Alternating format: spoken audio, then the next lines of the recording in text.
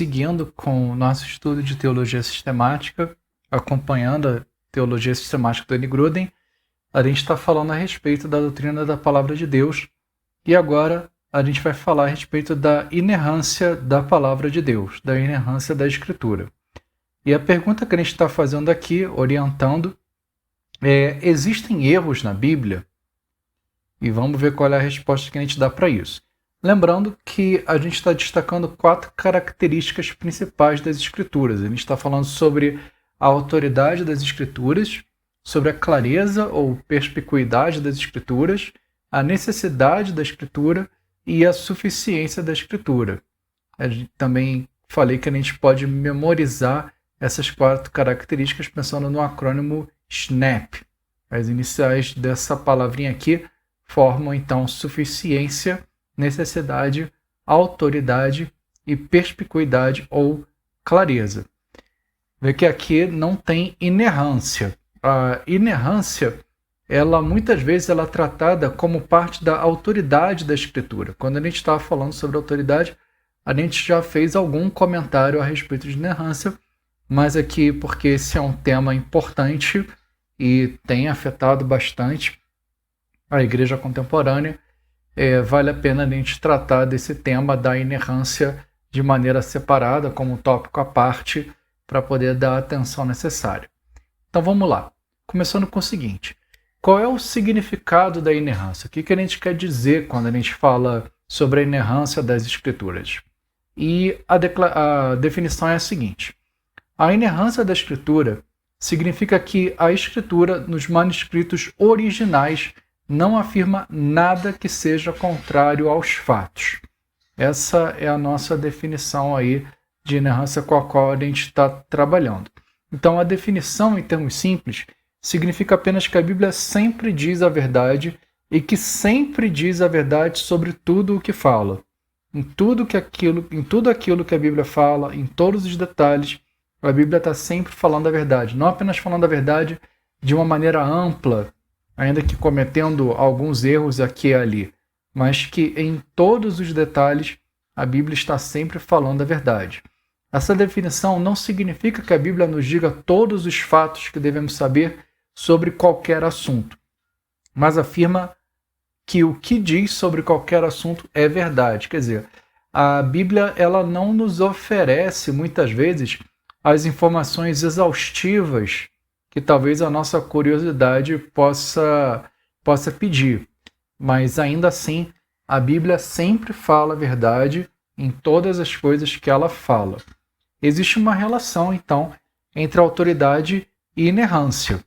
A Bíblia é a palavra de Deus, e Deus não pode mentir.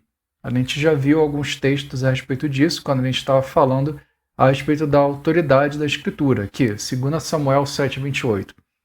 Agora, pois, o Senhor, ó Senhor Deus, Tu mesmo és Deus, e as Tuas palavras são verdade, e tens prometido ao Teu servo este bem. Também Tito 1:2. Escrevo na esperança da vida eterna, que o Deus que não pode mentir prometeu antes dos tempos eternos. E Hebreus 6:18. Ele fez isso para que, mediante 2 coisas imutáveis, nas quais é impossível que Deus minta, nós, que já corremos para o refúgio, tenhamos forte alento para tomar posse da esperança que nos foi proposta. Quer dizer, porque nós temos um Deus que não pode mentir, por causa disso, todas as palavras na Bíblia são verdade. Mas alguns textos que apontam para isso. Números 23:19. Deus não é homem para que minta, nem filho de homem para que mude de ideia. Será que, tendo ele prometido, não o fará? Ou tendo falado, não o cumprirá? E o Salmo 12:6. As palavras do Senhor são palavras puras, prata refinada em forno de barro, depurada 7 vezes. E Mateus 24:35. Passará o céu e a terra, porém as minhas palavras não passarão. Além disso, as palavras de Deus são o padrão final da verdade. É o que a gente também já viu em João 17:17. Santifica-os na verdade. A tua palavra é a verdade. Já comentei que uma definição de verdade é que verdade é aquilo que corresponde à realidade. Acho que uma definição até melhor é que verdade é aquilo que corresponde à realidade conforme a realidade é percebida pelo próprio Deus, pelo próprio Criador de todas as coisas. Então, o nosso trabalho é pensar os pensamentos de Deus após ele. Deus pensa corretamente a respeito de tudo, porque ele é o Criador de todas as coisas e porque ele tem esse caráter santo. Então, se nós queremos saber realmente qual é a realidade, ou se nós queremos saber o que é verdade, o que a gente tem que fazer, então, é escutar as palavras do próprio Deus. Então, está aí a relação entre a autoridade de Deus como autor das Escrituras e o fato de as Escrituras serem inerrantes. Então, vamos lá. Explicando um pouco mais a respeito do significado da inerrância. A Bíblia pode ser inerrante e ainda assim falar na linguagem cotidiana comum. O que a gente quer dizer com isso? É que a Bíblia normalmente não fala, a linguagem da Bíblia não é a linguagem científica ou histórica precisa que alguém pode querer esperar quando está lendo um manual a respeito de ciência ou um livro de história ou alguma coisa assim. A linguagem da Bíblia normalmente é a linguagem normal, cotidiana, com a qual a gente está acostumado a falar todos os dias. Por exemplo, aqui em Eclesiastes 1:5, o sol se levanta e o sol se põe e volta ao seu lugar, onde nasce de novo. Tecnicamente, o que está falando aqui em Eclesiastes não está correto. Isso aqui não é verdade. O sol não se levanta, o sol não se põe. Se a gente quisesse empregar uma linguagem realmente científica a respeito disso, o que a gente teria que dizer? É que a Terra gira em torno do seu próprio eixo, então essa parte aqui da Terra onde a gente está, que antes estava para o lado oposto do Sol, agora está virada na direção do Sol e por isso passou a ser dia, e conforme a Terra vai girando, a gente vai no eixo da Terra até um ponto em que o Sol desaparece no nosso horizonte. Só que quem fala assim? Não é essa linguagem que a gente usa no dia a dia, né? O que a gente fala é que o Sol nasce e o Sol se põe. E a Bíblia simplesmente usa essa linguagem normal nossa do dia a dia. Alguém também pode reclamar com o Provérbios 6:6, quando fala, vá ter com a formiga, ó preguiçoso. Observa os caminhos dela e você já sabe. Teve uma ocasião que eu comentei sobre esse texto com um biólogo, que era especialista em formigas. Ele disse que esse texto está errado, porque na verdade as formigas são animais muito preguiçosos. A gente vê as formigas se mexendo, indo para lá e para cá, a gente pensa que a formiga está sempre trabalhando. E ele estava comentando que enquanto que tem algumas formigas que estão fora do formigueiro, que estão fazendo uma porção de coisas, tem um montão de formiga no formigueiro que está parada sem fazer nada.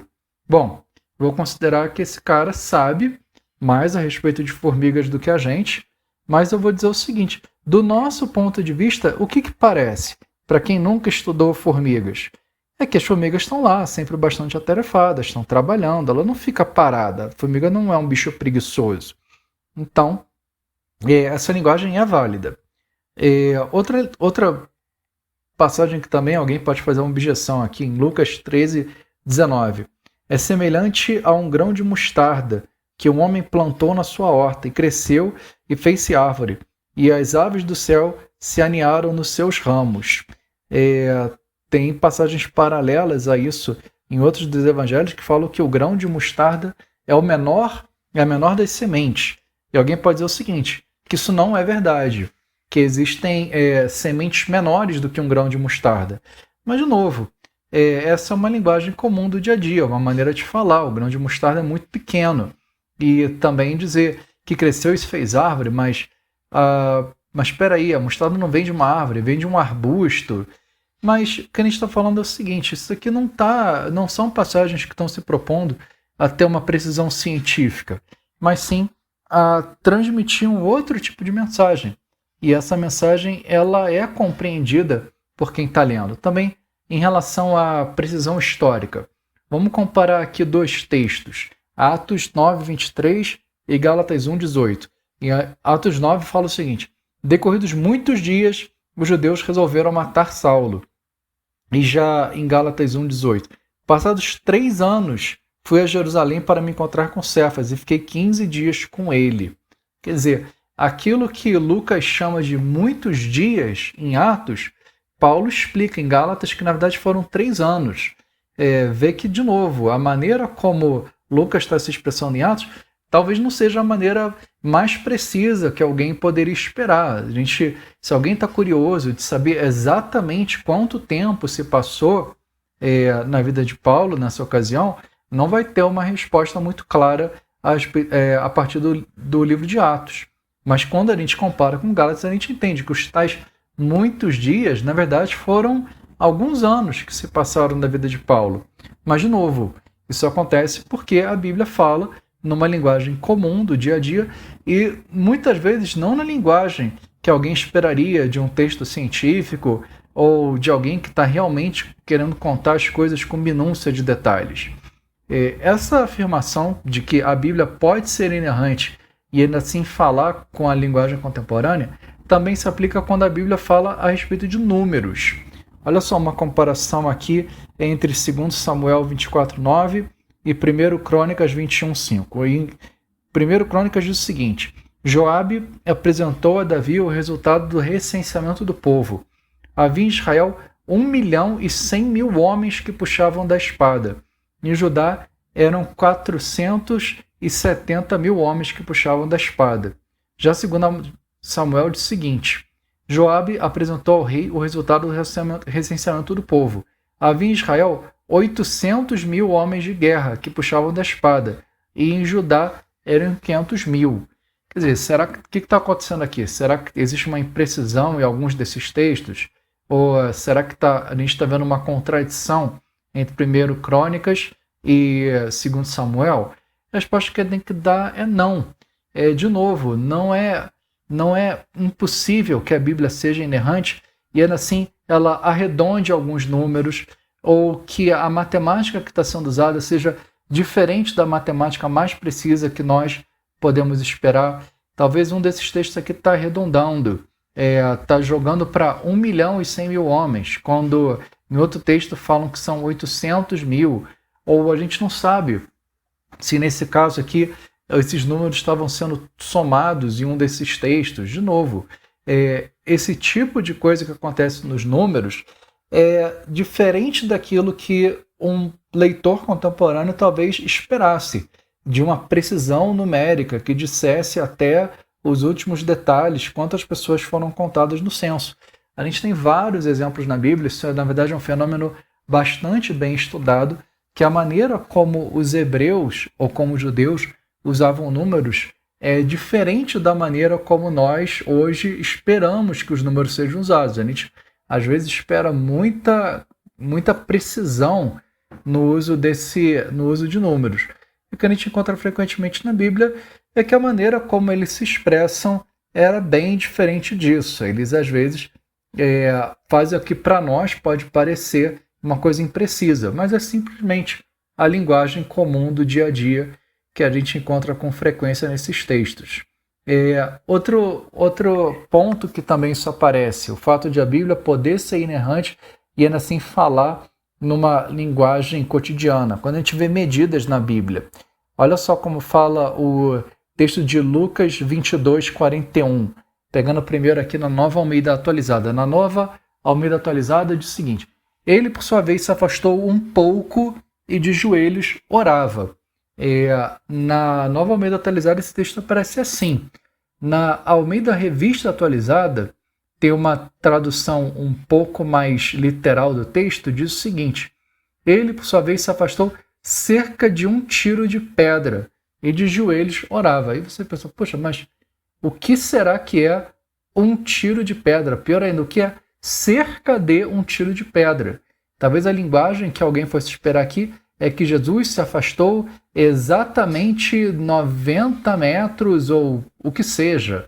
Quer dizer, de novo, a maneira como os autores bíblicos se expressam dificilmente é essa maneira científica com os detalhes que a gente esperaria de um outro tipo de texto. Eles estão simplesmente utilizando a linguagem que a gente usa no dia a dia. Isso é bem comum da gente. Se afastou um pouco, se afastou alguns metros, sem dar aquela precisão de detalhes que talvez em outros textos fosse importante.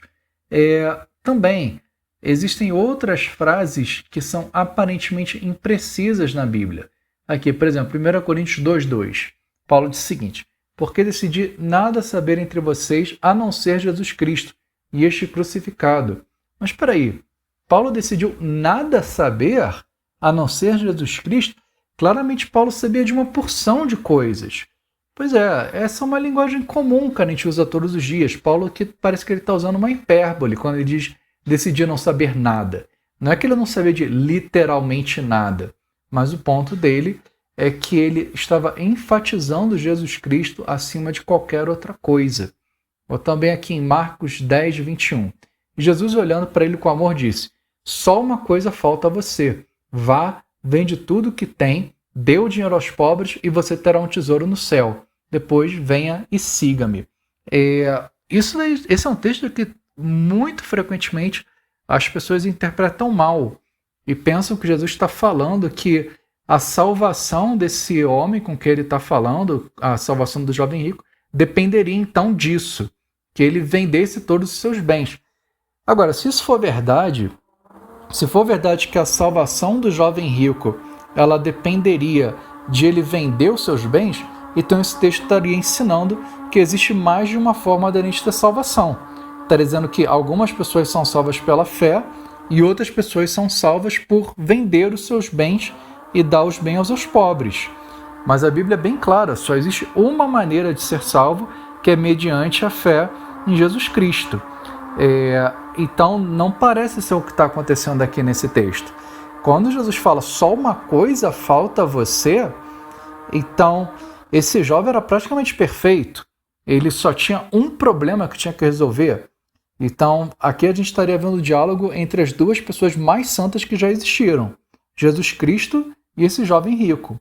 Só que faz muito mais sentido a gente pensar que o que está acontecendo aqui nesse texto é o seguinte: Jesus percebeu que esse jovem, na verdade, tinha muitos pecados. Não era só não era só uma coisa que faltava a Jesus.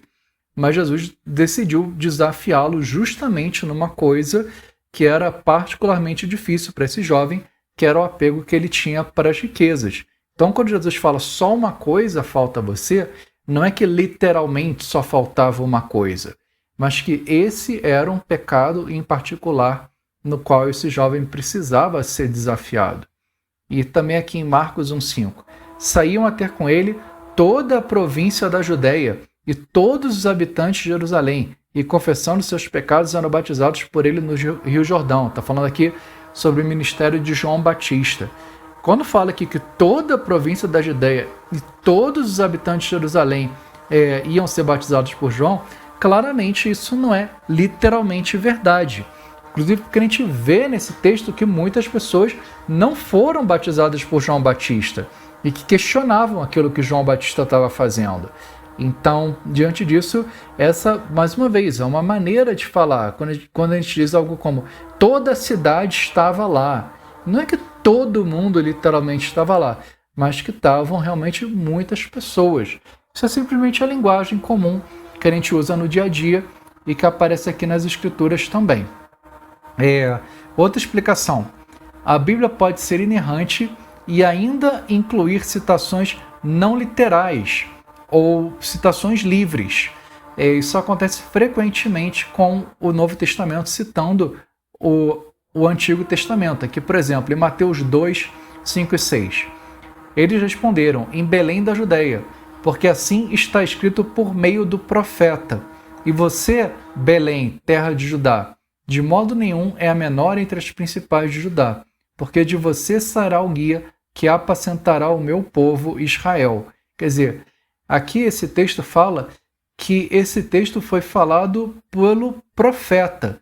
Primeiro que nem diz quem é o profeta que falou, né? Agora, quando a gente observa no Antigo Testamento, a gente vê que, na verdade, essa citação aqui ela está combinando dois livros do Antigo. Primeiro está falando de Miqueias 5.2, e em segundo lugar, 2 Samuel 5.2. São dois textos do Antigo Testamento que estão sendo combinados nessa citação aqui. Não é só um profeta que está sendo citado, são dois profetas, é o profeta Miqueias e o profeta Samuel. Então, é um tipo de citação que é diferente daquilo que a gente esperaria hoje. Se você está lendo um texto acadêmico, principalmente, a gente espera que a pessoa use aspas, que use alguma coisa como modificar a fonte que está sendo utilizada, coloca uma nota de rodapé muito precisamente com a referência que está sendo usada, e isso não acontece no Novo Testamento. A gente vê que frequentemente a citação que é feita é muito mais livre ou não literal, não tão precisa quanto a gente esperaria para um trabalho acadêmico feito de hoje em dia. E, aliás, quando nós citamos coisas de cabeça, não quando a gente está escrevendo um livro acadêmico, é exatamente assim que nós fazemos as nossas citações também. Outro exemplo também, aqui em Mateus 27, 9 e 10. Então se cumpriu o que foi dito por meio do profeta Jeremias. Pegaram as 30 moedas de prata, preço em que foi estimado aquele que deram alguns dos filhos de Israel, avaliaram, e as deram pelo campo do oleiro, assim como me ordenou o Senhor. Aqui está falando com o profeta Jeremias, né? Mas, mais uma vez, na verdade, essa citação ela está combinando dois textos. Um deles é do profeta Jeremias, o outro é do profeta Zacarias. Mais um exemplo ainda, aqui em Marcos 1, 2 e 3. Como está escrito na profecia de Isaías: Eis que vinha o meu mensageiro adiante de vocês, o qual preparará o meu caminho. Voz do que clama no deserto: preparem o caminho do Senhor, endireitem as suas veredas. E, de novo, é a mesma coisa que está acontecendo. O que está acontecendo aqui é uma combinação de dois profetas. Um desses profetas é Isaías e o outro é Malaquias. Então a gente vê que isso acontece pelo menos algumas vezes dos evangelistas fazerem uma citação de algum profeta do Antigo Testamento. Na verdade, estão combinando mais de um profeta e, de toda maneira, não é aquela citação tão precisa que talvez a gente fosse esperar de um texto acadêmico. Uma situação muito mais livre, muito parecido com o que nós faríamos se a gente estivesse fazendo simplesmente uma citação de cabeça. Outro comentário sobre a inerrância é que é consistente com a inerrância ter construções gramaticais incomuns ou pouco usuais na Bíblia. A gente sabe, a Bíblia ela é escrita na sua maior parte, o Antigo Testamento em hebraico e o Novo Testamento em grego. Agora, os autores bíblicos, tanto no hebraico como no grego, muitas vezes usam construções gramaticais que não são muito formais. Não são todos os autores bíblicos que têm o grego ou o hebraico mais formal. Às vezes eles usam uma linguagem que é muito mais coloquial, ou até cometem o que poderiam ser erros gramaticais. A inerrância ela não se aplica a que os autores bíblicos tenham uma gramática perfeita. Até um exemplo aqui, o grego de Apocalipse é notoriamente incomum, para não dizer que é um grego difícil. O grego de Apocalipse é cheio de hebraísmos, quer dizer, é muito como se o autor de Apocalipse tivesse como a sua língua materna o hebraico, mas ele está sendo forçado a escrever em grego e daí então ele acaba importando algumas coisas do hebraico para o grego, alguma coisa parecida com isso. Ou tem outra intenção para o autor do Apocalipse se expressar assim, mas de toda maneira o resultado é que não é o grego mais formal que poderia ser esperado. Então, são aí algumas observações que a gente precisa fazer para explicar melhor em que consiste a inerrância da Bíblia. E agora, partindo disso, um segundo ponto é alguns desafios atuais a respeito da inerrância. Um desafio é que a Bíblia só tem autoridade para assuntos de fé e prática. Algumas pessoas vão falar isso, que a Bíblia ela não é inerrante em tudo aquilo que ela fala. Ela só é inerrante quando ela está falando sobre assuntos de fé e de prática. Inclusive o seguinte, os adeptos desse ponto de vista preferem usar a palavra infalível em lugar da palavra inerrante. Eles acham que a palavra inerrante é muito forte. Então, ao invés de falar que a Bíblia é inerrante, eles preferem dizer que a Bíblia é infalível. Isso acontece em algumas ocasiões.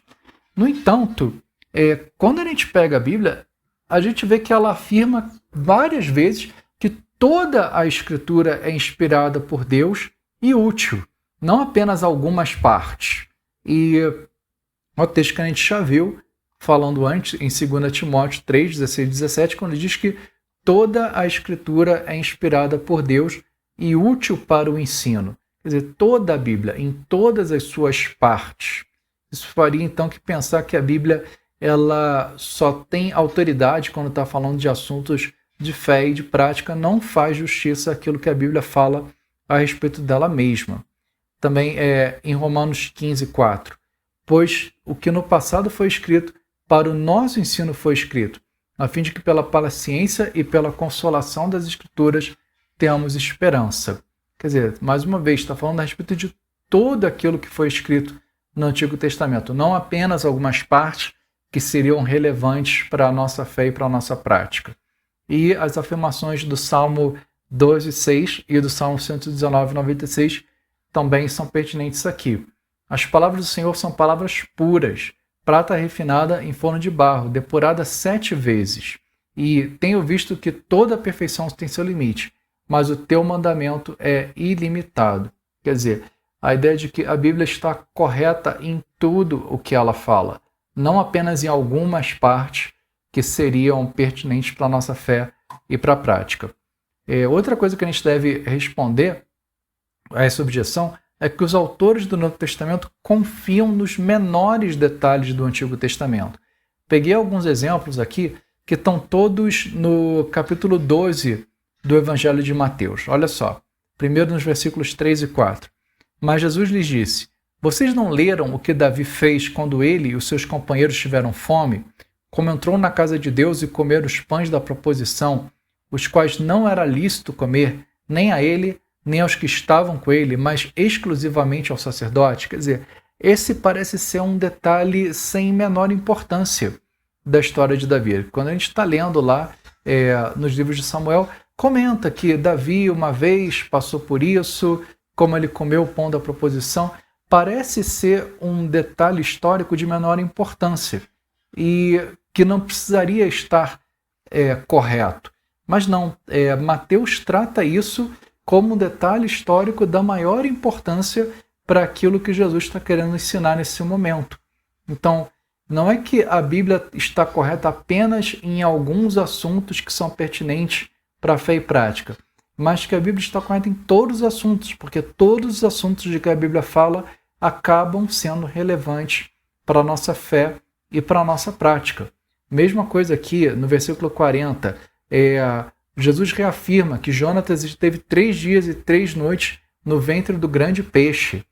E essa é uma passagem complicada. Algumas pessoas pensam, puxa, mas isso não é possível, isso é cientificamente impossível. Como é que Jonas pode estar no ventre de um grande peixe? Essa passagem deve estar errada.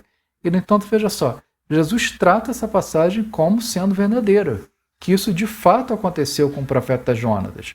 Ou mais adiante, no próximo versículo, ninivitas se levantarão no juízo com essa geração e a condenarão, porque se arrependeram com a pregação de Jonatas. E aqui está quem é maior que Jonas. Quer dizer, Jesus realmente trata a história do livro de Jonatas como uma história histórica, algo que realmente aconteceu e que é relevante para nós hoje. E o próximo versículo, versículo 42, a rainha do sul se levantará no juízo com essa geração e a condenará, porque veio dos confins da terra para ouvir a sabedoria de Salomão. E aqui está quem é maior do que Salomão. Outro episódio bíblico que, quando a gente está lendo no Antigo Testamento, talvez a gente passe batido ou a gente não dê importância, mas veja só, esse episódio é importante e ele é citado por Jesus. E eu estou colocando aqui só exemplos do capítulo 12 de Mateus. Esses exemplos eles podiam se multiplicar muito, mas o ponto é que os autores do Novo Testamento confiam nos menores detalhes do Antigo Testamento. Então, essa separação entre algumas coisas que seriam relevantes para a nossa fé e para a nossa prática e outros assuntos que não seriam, não faz justiça à maneira como os autores do Novo Testamento leem o Antigo Testamento, e a gente pode estender isso para a Bíblia como um todo. Mais uma resposta que a gente deve dar para isso. Os autores desse ponto de vista estão confundindo a tarefa principal com a tarefa total das Escrituras. A tarefa principal da Escritura, de fato, é nos ensinar em questões de fé e de prática. Esse é o objetivo principal da Bíblia. Mas a Bíblia também nos ensina a respeito de outras coisas. O propósito total das Escrituras é falar a verdade em tudo o que ela fala. Deus não fala nada sem intenção.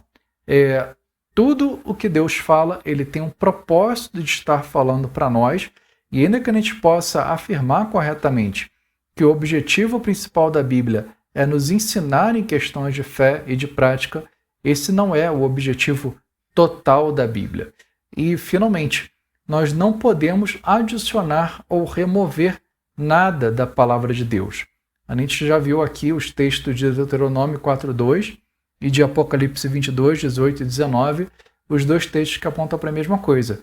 Nós não devemos adicionar nada à palavra de Deus e nós não devemos remover nada da palavra de Deus. Tudo aquilo que está escrito foi escrito para nós, para o nosso benefício, e nós devemos observar. A gente não pode fazer justiça à Bíblia se nós começarmos a separar alguns textos que são inerrantes, porque falam a respeito de questões de fé e de prática, e outros textos nos quais a gente começa a admitir que possa existir algum erro. Mais uma objeção. Alguns vão dizer que o termo inerrância é um termo ruim. Em primeiro lugar, vão dizer que o termo inerrância não é usado na própria Bíblia. E a resposta que a gente deve dar é que, de fato, o termo inerrância não aparece na Bíblia. Mas a palavra trindade também não aparece na Bíblia. A palavra encarnação também não aparece na Bíblia. E, no entanto, esses são termos teológicos que, quando bem explicados, são úteis para conseguir explicar alguma coisa que a Bíblia nos ensina. A gente usa a palavra trindade porque ela explica muito bem como é que é a relação entre o Pai, o Filho e o Espírito Santo. A gente fala sobre encarnação para falar sobre como Jesus se tornou homem. Mesmo que não sejam palavras bíblicas, são palavras que transmitem corretamente o ensino das Escrituras. Outra objeção. O termo inerrância é muito preciso e no uso comum denota um tipo de precisão científica absoluta que não queremos reivindicar para as Escrituras. Quer dizer, a gente já comentou isso, que quando a gente usa o termo inerrância, a gente não está falando que a Bíblia tem uma precisão científica. E alguns vão dizer que então a gente não deveria usar esse termo, porque ele acaba evocando esse tipo de ideia. Como é que a gente deve responder isso?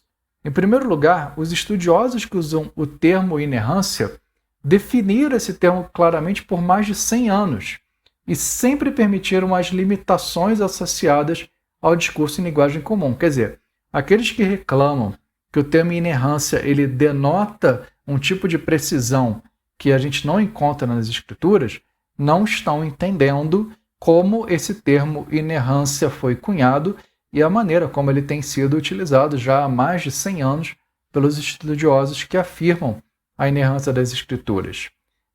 Também, nenhuma outra palavra foi proposta que diga com tanta clareza o que queremos dizer quando afirmamos que a Bíblia é inerrante.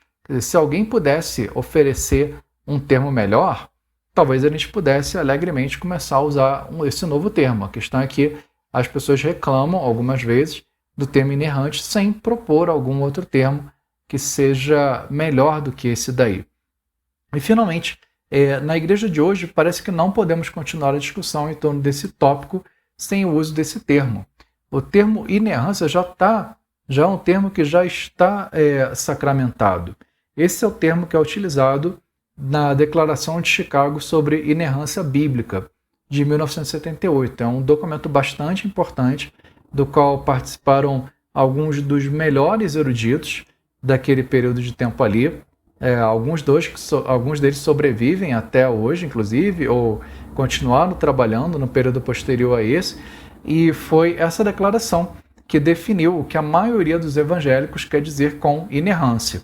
Então, inclusive, fica aí a sugestão, aqueles que querem conhecer melhor sobre esse assunto, uma das melhores coisas que a gente pode falar, que a gente pode fazer é ler a Declaração de Chicago sobre a inerrância bíblica. Outra objeção. Nós não temos manuscritos inerrantes. Portanto, falar sobre uma Bíblia inerrante é enganoso. E, de fato, quando essa Declaração de Chicago sobre a inerrância bíblica fala sobre a inerrância, especificamente no artigo 10, ela diz o seguinte: nós afirmamos que, estritamente falando, a inspiração diz respeito somente ao texto autográfico das Escrituras. Autógrafo é um termo técnico que a gente utiliza para falar a respeito dos manuscritos originais da Bíblia. Quer dizer, dizer o seguinte: o Evangelho de Mateus, conforme foi escrito por Mateus, a Carta de Gálatas, conforme foi escrita por Paulo. Esses textos são inerrantes. Esses textos são totalmente livres de erro. as cópias que foram feitas depois e as Bíblias que nós temos hoje não são livres de erro. Estritamente falando, somente os manuscritos originais produzidos pelos autores bíblicos são totalmente livres de erro. Em resposta à objeção, a gente pode dizer o seguinte, que 99% do tempo nós sabemos exatamente o que o texto original dizia. O que acontece é o seguinte, a gente tem toda uma ciência de crítica textual que procura fazer justamente isso. A partir dos milhares de manuscritos que nós temos da Bíblia, os estudiosos procuram reconstruir aquilo que seria o texto original.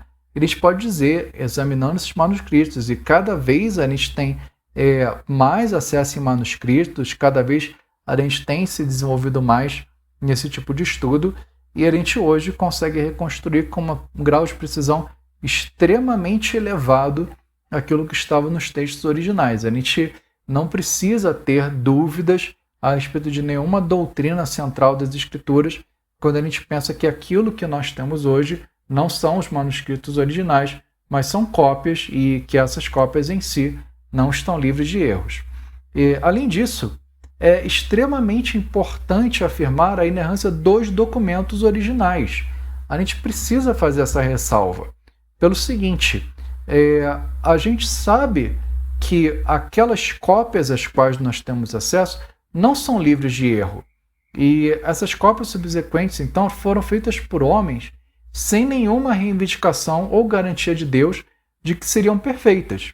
Então, a gente precisa explicar com clareza que quando a gente fala sobre inerrância, a gente está falando estritamente a respeito dos manuscritos originais e não das cópias que foram feitas depois. Essa ressalva é importante de ser feita. Mais uma objeção.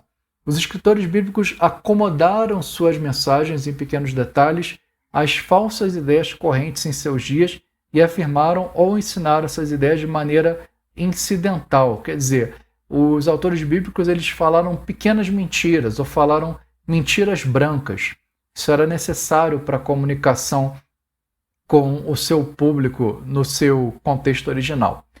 Como é que a gente deve responder isso? Primeiro, a gente deve dizer que Deus é o Senhor da linguagem humana e pode usar a linguagem humana para se comunicar perfeitamente. Quer dizer, é verdade que existe uma acomodação da parte de Deus quando ele se comunica conosco. Essa é uma afirmação ortodoxa, que nós queremos fazer também. Agora, nós devemos rejeitar a ideia de que quando Deus faz essa acomodação, que ele acaba inserindo erros através dos autores humanos. Deus é o Senhor da linguagem e ele é capaz de se comunicar perfeitamente bem, inclusive quando ele precisa acomodar a linguagem a uma coisa que a gente deve entender. Agora, em segundo lugar, a gente deve responder que essa acomodação por parte de Deus não implica em que Deus se torna um mentiroso. A gente já viu os textos que falam a respeito do caráter de Deus, afirmando que Deus não pode mentir. Então, a gente pensar que Deus está condescendendo na sua linguagem e que com isso está ensinando mentiras é uma acusação contra o próprio caráter de Deus, na verdade. E então, além disso, esse processo de acomodação, se ele realmente ocorresse, criaria um sério problema moral para nós também. Além de a gente estar acusando a Deus de mentiroso, nós devemos ser imitadores do caráter moral de Deus. Então, isso implicaria que nós também nos permitiríamos contar pequenas mentiras. Isso seria um problema moral para nós. Nós devemos imitar a veracidade de Deus no nosso falar. Olha o que Paulo fala em Efésios 4, 22 a 25. Quanto à maneira antiga de viver, vocês foram instruídos a deixar de lado a velha natureza, que se corrompe segundo desejos enganosos, a se deixar renovar no espírito do entendimento de vocês e a se revestir da nova natureza, criada segundo Deus, em justiça e retidão, procedente da verdade. Por isso, deixando a mentira, que cada um fale a verdade com seu próximo, porque somos membros do mesmo corpo. E uma quinta objeção é que a inerrância enfatiza excessivamente o aspecto divino das Escrituras e negligencia o aspecto humano. O que a gente deve responder a isso?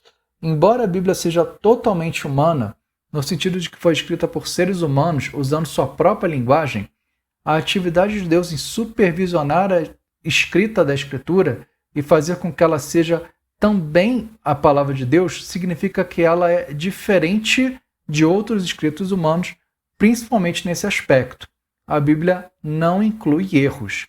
Aqui a gente pode até brevemente falar sobre uma diferença entre depravação total e depravação absoluta. Nós queremos afirmar biblicamente a depravação total.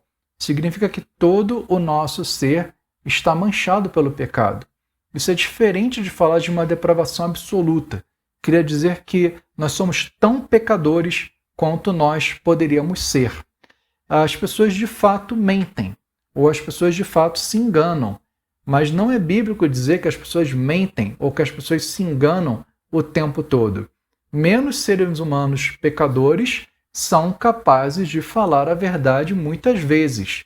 E, inclusive, não é bíblico acusar pessoas de mentir sem embasamento. Seria uma difamação. Quer dizer, o fato de que seres humanos mentem não significa que seres humanos mentem o tempo todo.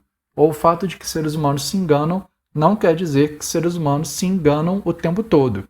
Inclusive, o texto que a gente já citou, de Números 23, estava citando o versículo 19, agora estou colocando aqui também o versículo 18, para dar um pouco de contexto aqui e ilustrar a respeito desse ponto. O texto é o seguinte: Então Balaão proferiu a sua palavra e disse: Levante-se, Balaque, e ouça. Escute-me, filho de Zippor. Deus não é homem para que minta, nem filho de homem para que mude de ideia. Quer dizer, isso que a gente estava falando sobre o caráter de Deus, de que Deus não mente, está sendo falado por Balaão. Balaão era um falso profeta, ele era um mentiroso. E ainda assim, mesmo esse falso profeta, mesmo esse profeta mentiroso, ele pôde ser utilizado por Deus para falar uma verdade. Aliás, aproveitando Balaão, Deus pôde usar inclusive a jumentinha de Balaão para falar uma verdade. Quer dizer, Deus não tem problema de usar um animal para falar a verdade, também não vai ter problema de usar homens pecadores para falar a verdade. E uma sexta e última objeção é que existem alguns erros claros na Bíblia. Bom, quando alguém fala isso para a gente, que existem alguns erros claros na Bíblia, a primeira coisa que a gente deve fazer é perguntar para a pessoa onde estão tais erros. E geralmente o que a gente descobre é que a pessoa está fazendo uma afirmação genérica, ela não tem realmente erros que ela tenha para apontar. A pessoa está simplesmente repetindo alguma coisa que ela já ouviu. Existem casos, no entanto, em que a pessoa de fato é capaz de apontar alguns textos onde supostamente aparecem erros. O nosso próximo passo deve ser observar o texto bíblico com cuidado. Às vezes, nas próprias traduções que nós temos, seja em português, seja em outro idioma, nós conseguimos observar que aquilo que a pessoa considera um erro, na verdade, é um problema perfeitamente superável, que não há erro nenhum ali, bastando uma leitura um pouco mais atenta em alguma das traduções que nós temos. Existem também alguns casos em que uma leitura cuidadosa do texto não soluciona plenamente o problema. Nesse caso, a gente pode utilizar comentários bíblicos. E existem outros casos ainda em que um conhecimento dos idiomas originais é necessário. A gente sabe, mais uma vez, a Bíblia não foi escrita originalmente em português, ou inglês, ou espanhol, ou alguns dos idiomas modernos, mas foi escrita na sua maior parte em hebraico e grego. E existem alguns casos em que realmente ter um conhecimento desses idiomas se torna necessário para resolver algum dos supostos problemas. Os problemas estão mais na tradução e não no texto original. E também a gente deve dizer o seguinte: a gente, em alguns casos, mesmo com uma leitura cuidadosa, mesmo com o acesso aos idiomas originais ou a comentários, podem haver casos em que nós efetivamente temos dificuldade de responder a alguma questão. Agora, a gente deve fazer uma distinção entre duas coisas aqui. o fato de que nós não conseguimos oferecer uma solução para um suposto erro não quer dizer que esse erro de fato exista. Uma coisa é dizer que nós não somos capazes de oferecer uma resposta. Outra coisa é dizer que efetivamente não existe uma resposta. E, falando honestamente, nós temos muitas pessoas estudando a Bíblia hoje e a opinião conjunta desses estudiosos é que não existe realmente nenhuma objeção que se faça à Bíblia, nenhum erro que se possa apontar para o qual a gente já não tem alguma resposta. Na verdade, é até importante a gente ter uma perspectiva histórica a respeito desse assunto. A Bíblia, como um todo, já tem mais de 1.900 anos. A Bíblia já está caminhando aí, no total, para mais de 2.000 anos de idade. Então, dizer o seguinte, esses não são problemas novos. Não existem objeções novas que as pessoas estão trazendo para a Bíblia. Não há problemas que as pessoas estão inventando agora. São problemas antigos e a gente pode acabar descobrindo que em algum momento, nesses quase 2.000 anos de cristianismo aí, alguma solução satisfatória já foi dada. E o nosso terceiro e último ponto é falar a respeito dos problemas com negar a inerrância. Em primeiro lugar, se negarmos a inerrância, um sério problema moral nos confronta. Como podemos imitar a Deus e mentir intencionalmente nas pequenas coisas também? De novo, o que a gente já viu, nós devemos ser imitadores de Deus como filhos amados. Se Deus está cometendo erros, ou se Deus está intencionalmente falando coisas que não são verdade, como nós podemos imitar a esse Deus? Em segundo lugar, se a inerrância for negada, começamos a nos perguntar se podemos realmente confiar em Deus em tudo que Ele diz. Quer dizer, a gente está colocando aí uma dúvida a respeito do caráter de Deus. Em terceiro lugar, se negarmos a inerrância, essencialmente faremos de nossa mente humana um padrão de verdade mais elevado do que a própria palavra de Deus.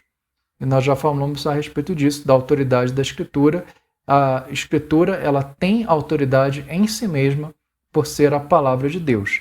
E, em quarto e último lugar, se negarmos a inerrância, devemos também dizer que a Bíblia está errada, não apenas em pequenos detalhes, mas também em algumas de suas doutrinas. Quer dizer, se a gente começar a fazer isso, o que a gente está fazendo é abrir a porteira para começar a ter dúvida não apenas em alguns pequenos pontos, mas na Escritura como um todo. Então, por todos esses motivos, a gente deve afirmar claramente a inerrância das Escrituras.